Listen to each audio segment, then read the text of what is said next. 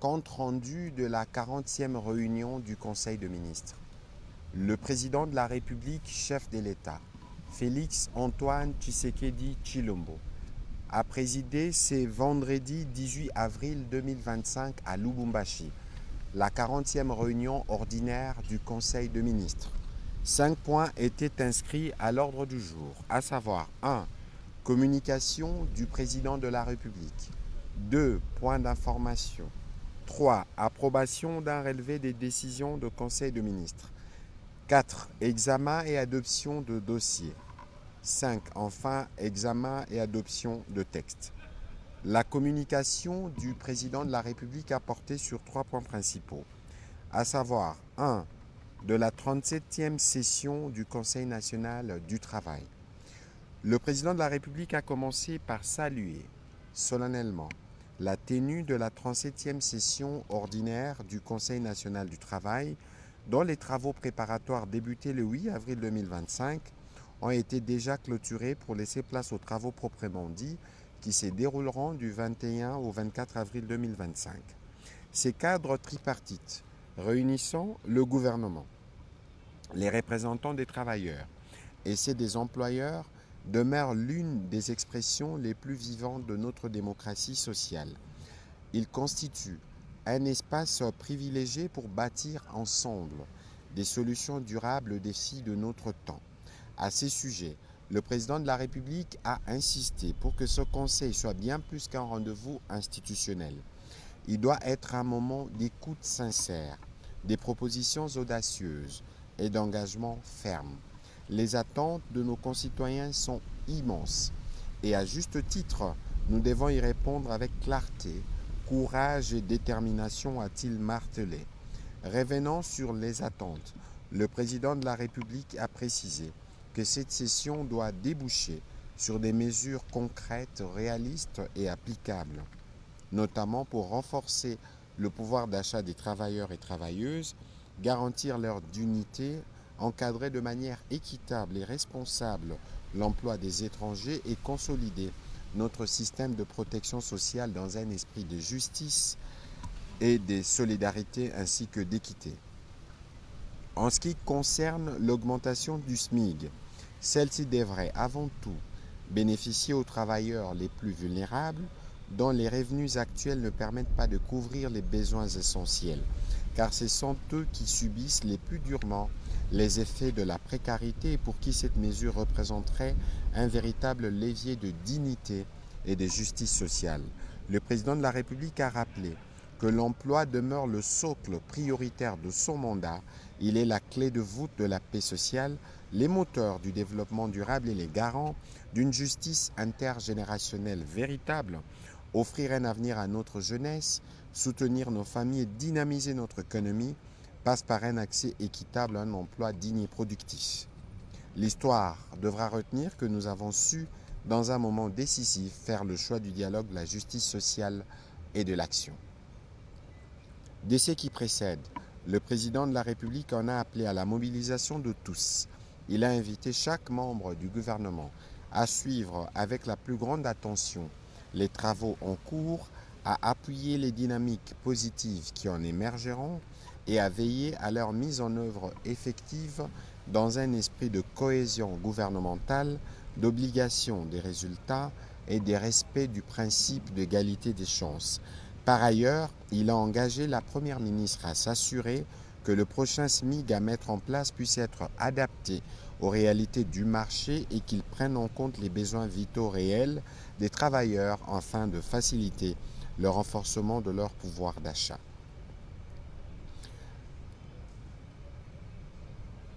Le deuxième point de la communication du président de la République a porté sur la nécessité pour le gouvernement de continuer à travailler pour apporter les réponses aux populations congolaises. Dans la suite de la communication du Premier ministre, du président de la République, la Première ministre chef du gouvernement est revenue sur le lancement de la cartographie du deuxième recensement général de la population et de l'habitat en République démocratique du Congo qu'elle a effectué le 17 avril 2025 lors d'une cérémonie organisée par le ministère du Plan ainsi que de la coordination de l'aide au développement. Attendue depuis plus de 30 ans, la réalisation de ces deuxièmes recensements scientifiques permettra à notre gouvernement et à ses partenaires au développement d'intervenir plus efficacement en faveur de populations sur la base des données fiables, désagrégées et actualisées. Elle a précisé que le recensement de la population et de l'habitat conduira à une planification efficace du développement, à une meilleure répartition de ressources, ainsi qu'à une consolidation de notre gouvernance. En qualité de présidente de la Commission nationale du recensement, elle a lancé un appel à la mobilisation de toutes les parties prenantes, notamment nos populations, principales cibles des opérations, les partenaires techniques et financiers, la société civile, les institutions de recherche et universitaires, afin de garantir le succès du processus ainsi enclenché pour notre avenir meilleur et collectif. Elle a demandé au vice-premier ministre du Plan de prendre toutes les dispositions nécessaires et de lui présenter un état de lieu dans la perspective de la convocation de la Commission nationale du recensement en application de textes en vigueur. Les ministres d'État, ministres du Budget, le ministre des Finances devront de leur côté assurer la mise à disposition des fonds nécessaires conformément au planning établi. Sur un autre chapitre, elle a évoqué le réengagement de notre pays dans la Convention du Cape Town. À ces sujets, elle a signé les déclarations qualifiantes de l'Organisation de coopération et de développement économique OCDE.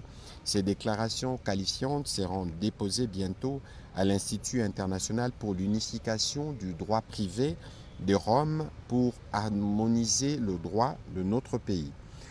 Pour rappel, la Convention du Cap et son protocole sont relatifs aux garanties internationales sur les équipements mobiles et matériels aéronautiques.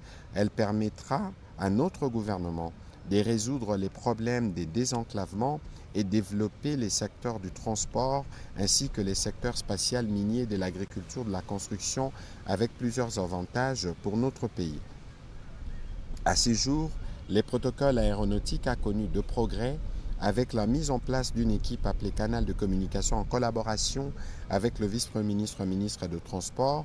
Ces protocoles devraient permettre aux compagnies aériennes du pays d'avoir entre autres des accès améliorés aux fonds et aux sources de financement ou d'obtenir les financements au coût réduit et à des meilleures conditions.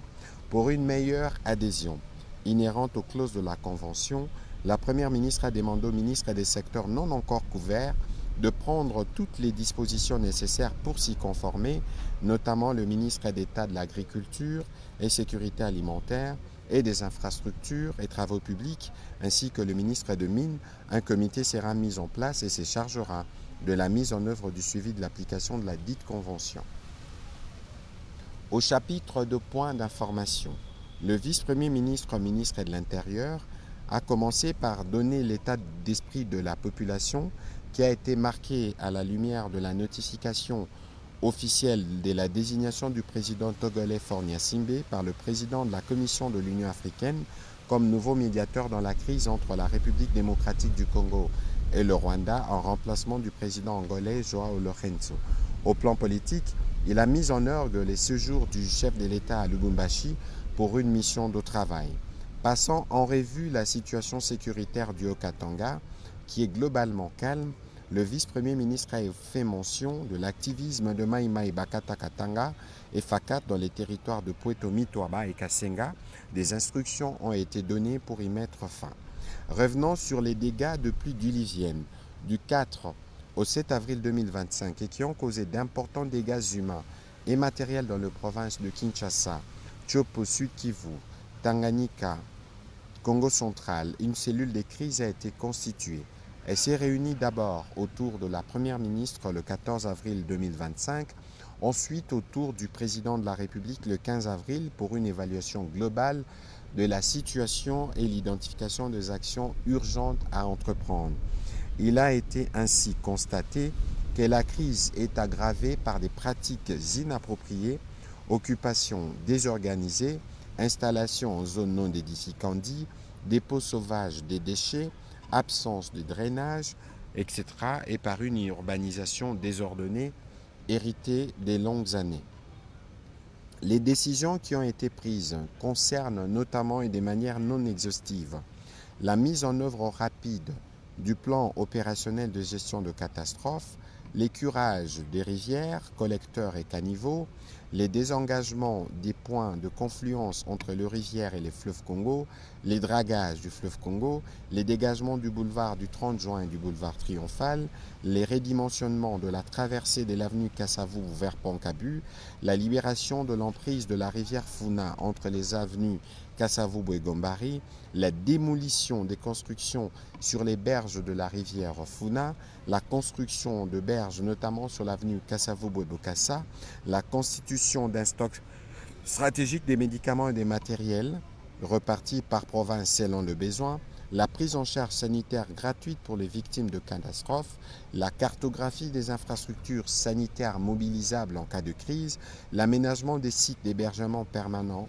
la création des stocks alimentaires et sanitaires permanents dans chaque province, l'opérationnalisation urgente de la Direction générale des secours et incendies et du corps de sapeurs-pompiers. Toujours sur ces chapitres sécuritaires, le vice-premier ministre de la Défense nationale est quant à lui revenu sur la situation des opérations militaires dans les différentes zones, spécifiquement dans la partie est du pays, dans la périphérie de Kinshasa, par les opérations de traque contre le milicien Mobondo qui continuent. Au sujet de la situation épidémiologique, le ministre de la Santé, Hygiène et Prévention sociale a présenté la situation épidémiologique générale en République démocratique du Congo.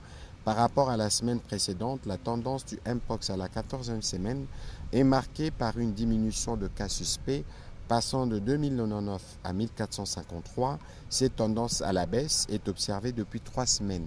Dans le Haut-Katanga, les cumuls de cas suspects a atteint 3495 et 84 décès, soit une létalité de 2,4%. Quant au choléra, comparé à la semaine passée, la tendance à la 14e semaine connaît également une baisse du nombre de nouveaux cas, passant de 1233 à 1134 cas suspects, dont 32 décès, soit une létalité de 2,8%. Dans le Haut-Katanga, 59 cas suspects ont été détectés, dont 19 confirmés cette semaine. Aucun décès n'a été enregistré. Par la suite, le ministre de la Santé, Hygiène et Prévention sociale a particulièrement passé en revue la situation sanitaire dans les provinces du Nord et Sud Kivu, ainsi que dans la ville-province de Kinshasa. Au Nord Kivu, il a été déploré l'attaque de l'hôpital de Kishero par les occupants sous prétexte de la recherche de FARDC et de Wazalendo, cachés au sein de cet hôpital, occasionnant les décès d'un malade blessé par arme. Il a également été signalé les décès des hippopotames dans la zone de santé des Binza à Goma. Note d'information relevant du secteur de l'éducation nationale. La ministre de l'Éducation nationale et Nouvelle Citoyenneté a fait part au Conseil de l'installation de la commission interministérielle chargée de l'élaboration de la politique nationale de l'éducation inclusive. Elle a indiqué que depuis 2019, le gouvernement a entrepris des réformes ambitieuses pour garantir un accès universel à l'éducation, notamment avec l'instauration de la gratuité de l'enseignement primaire dans les écoles publiques. Ces réformes ont priorisé la scolarisation des filles et la féminisation du personnel éducatif, ce qui a permis de progrès significatifs. À ce stade, des efforts sont déployés pour que des milliers d'enfants vivant avec un handicap, des troubles neurodéveloppementaux ou issus de communautés autochtones soient plus victimes de discrimination, de stigmatisation et d'exclusion dans les établissements scolaires, car leur situation est confrontée à l'inadéquation des infrastructures, à un personnel éducatif insuffisamment formé, à l'inclusion et aux mécanismes de financement ne prenant pas suffisamment en compte les besoins spécifiques de ces enfants. La ministre de l'Éducation nationale et Nouvelle Citoyenneté, représentée par son vice-ministre, a souligné que l'objectif sur lequel cette commission travaillera est celui de doter notre pays d'un cadre normatif permettant à tous les enfants, quel que soit leur état physique mentale ou sociale d'accéder à une éducation de qualité dans un environnement respectueux de leur diversité. Les conseils a pris acte de cette note d'information. Pour sa part, le ministre de l'Emploi et du Travail a informé le Conseil de la célébration de la Journée internationale du travail ce 1er mai 2025 sous le thème international reconduit depuis 4 ans, à savoir promouvoir le travail décent dans un monde en mutation. Au niveau national, cette célébration sera l'occasion de sensibiliser, de mobiliser et d'aiguiser le patriotisme de la masse laborieuse sur l'impérieuse nécessité de défendre notre patrimoine commun contre les velléités des ennemis de tous bords. C'est dans cette optique que le thème proposé au plan national est uni et solidaire pour la résilience en République démocratique du Congo. Cette célébration sera également l'occasion d'honorer la population congolaise en général et les travailleurs en particulier pour leur sens élevé de patriotisme et de résilience dont ils ont fait et continuent de faire preuve.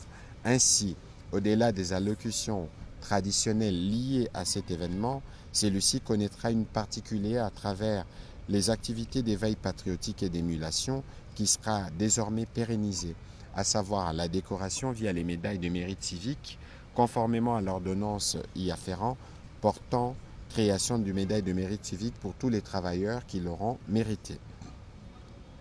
Lancement des activités à l'exposition universelle 2025 d'Osaka au Japon.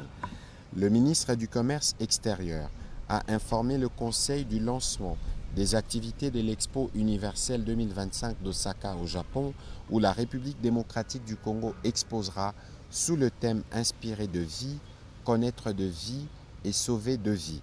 Il s'agit d'une vitrine exceptionnelle pour les 170 pays et organisations membres du Bureau international d'exposition, leur permettant de présenter leurs innovations et solutions pour notre société et de promouvoir les potentielles richesses de demain afin de capter l'attention des investisseurs et de mieux passer le message. La République démocratique du Congo présentera des solutions pérennes pour les développements durables dans les différents secteurs, notamment le mine, l'environnement, l'agriculture, le tourisme, la culture et l'art. Le Conseil a pris acte de cette note d'information. Célébration de la Journée mondiale de la liberté de la presse.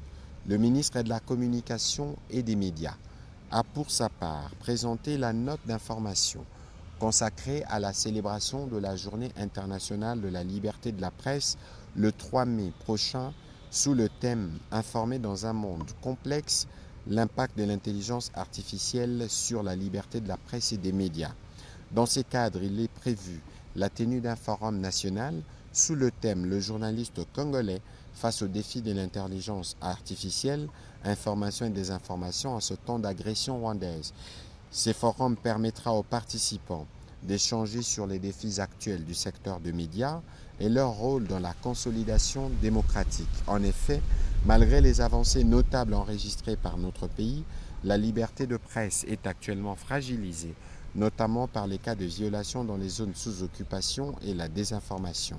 Organisé à l'initiative des organisations professionnelles en collaboration avec le ministère, le dit forum rassemblera des acteurs publics, privés, internationaux autour des enjeux liés notamment à l'exercice de la liberté de la presse en mettant l'accent sur la sécurité des journalistes, la lutte contre la désinformation, la documentation des violations en zone sous occupation. Le Conseil a pris acte de cette note d'information. Au troisième chapitre du Conseil de ministres de ce jour, relatif à l'examen et à l'approbation de textes, les conseils d'un relevé des décisions plutôt, le Conseil de ministres a approuvé le relevé des décisions de la 39e réunion tenue le 11 avril 2025. Au quatrième chapitre du Conseil de ministres de ce jour, relatif à l'examen et à l'adoption de 2 dossiers, premier dossier relevant du secteur des hydrocarbures, les ministres des hydrocarbures ont soumis au Conseil les dossiers sur la lutte contre la contrebande des hydrocarbures dans la zone d'approvisionnement sud de la République démocratique du Congo, par l'imposition des scellés électroniques sur les camions-citernes, par l'interfaçage au monitoring SIGOIL et la mise en place de l'application RFID. En effet, L'entrée clandestine de produits pétroliers aux différents postes frontaliers engendre une perte économique estimée à plusieurs centaines de millions de dollars par an. À ce jour, les volumes de la zone sud sont officiellement évalués à près de 120 000 mètres cubes par mois, alors que les estimations réelles dépasseraient le 300 000. Ainsi, afin de lutter efficacement contre cette fraude, le ministre des Hydrocarbures a proposé une réforme novatrice basée sur les scellés électroniques. Ces dispositifs de verrouillage équipés des circuits électroniques, des télécommunications et des géolocalisations permettent un suivi en temps réel des camions-citernes transportant des produits pétroliers, garantissant ainsi un meilleur contrôle et une transparence accrue. Il a martelé sur le fait que grâce à l'application SigOil, ces services disposeront des informations avérées pour détecter les éventuelles fraudes et ou incohérences, sécuriser les transports d'hydrocarbures, gérer la chaîne d'approvisionnement et émettre les rapports et statistiques nécessaires, améliorer les mécanismes d'octroi et de renouvellement des autorisations et permis des acteurs du secteur, collecter les données permettant de confirmer la conformité des activités des acteurs du secteur et centraliser les indicateurs de performance. Après débat et délibération, ce dossier a été adopté. Premier symposium sur l'intelligence artificielle. La ministre est déléguée près le ministre des Affaires étrangères en charge de la coopération internationale et francophonie a pour sa part soumis au Conseil le dossier relatif à l'organisation du premier symposium sur l'intelligence artificielle qui se tiendra prochainement à Kinshasa sous le thème « L'intelligence artificielle et son expansion mondiale ». Opportunités et menaces face aux enjeux de la cyberdéfense, de la coopération internationale, de l'éducation et de l'emploi dans un pays riche en ressources naturelles. Elle a mis l'accent sur le 8e point de la résolution sur les situations de crise de consolidation de la paix dans l'espace francophone prise lors du 19e sommet tenu à Villers-Cotterêts en 2024, qui souligne l'importance de renforcer la coopération internationale dans les domaines des technologies numériques et de l'intelligence artificielle au bénéfice de la paix et de la sécurité. Il nous revient donc de déterminer la manière dont nous souhaitons porter cette révolution et les conditions auxquelles nous souhaitons que l'intelligence artificielle s'intègre dans notre société.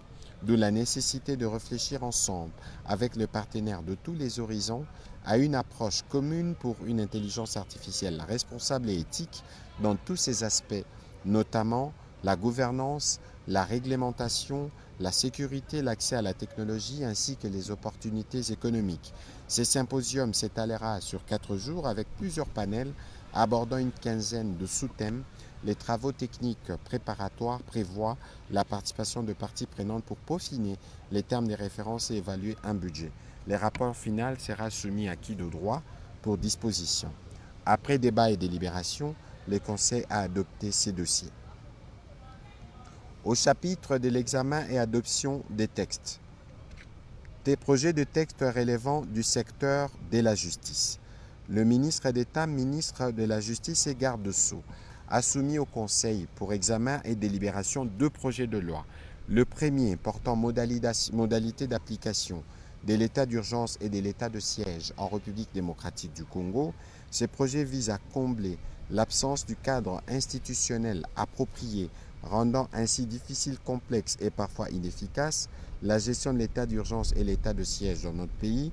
Il vient également combler un vide qui, depuis 1960, ne permettait pas une gestion plus rationalisée, mieux structurée et plus cohérente des périodes de crise et difficiles où la cohésion et la solidarité nationale ainsi que l'engagement de tous sont sollicités pour la survie de la nation et du pays. Ce texte met en place et fixe un cadre général, cohérent et plus robuste, constitué des mesures exceptionnelles de gestion de la chose publique et l'étendue des pouvoirs de police des institutions ainsi que des autorités publiques pendant ces temps momentanément altérés et délicats de notre pays sur des questions de droits et libertés fondamentales.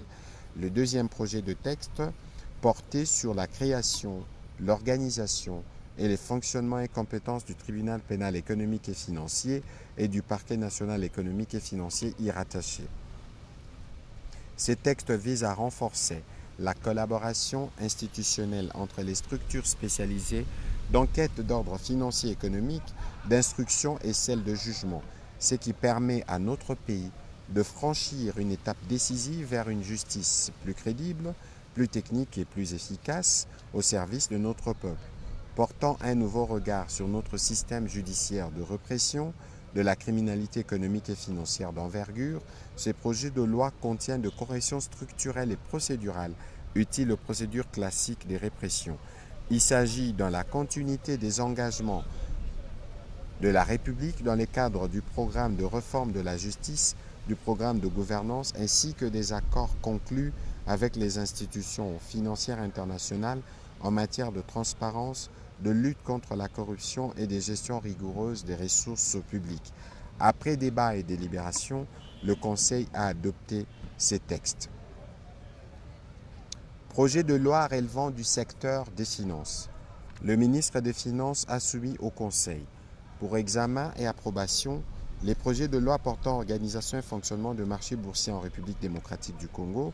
Il a indiqué que ce projet de loi répond à la nécessité de doter notre pays d'un cadre juridique et institutionnel moderne et adapté aux exigences d'une bourse de valeurs mobilières et d'une bourse de marchandises efficace et transparente, et donc il vise la mobilisation de ressources nécessaires au financement des investissements, au développement du secteur privé et à l'accélération de la croissance économique. Après débat et délibération, ce texte a été adopté. Avant de clôturer le Conseil de ministres de ce jour, le président de la République a tenu à souhaiter des joyeuses fêtes de Pâques à tous les membres du gouvernement ainsi qu'à tout le peuple congolais. Commencé à 16h11, la réunion du Conseil de ministres a pris fin à 18h07. Je vous remercie.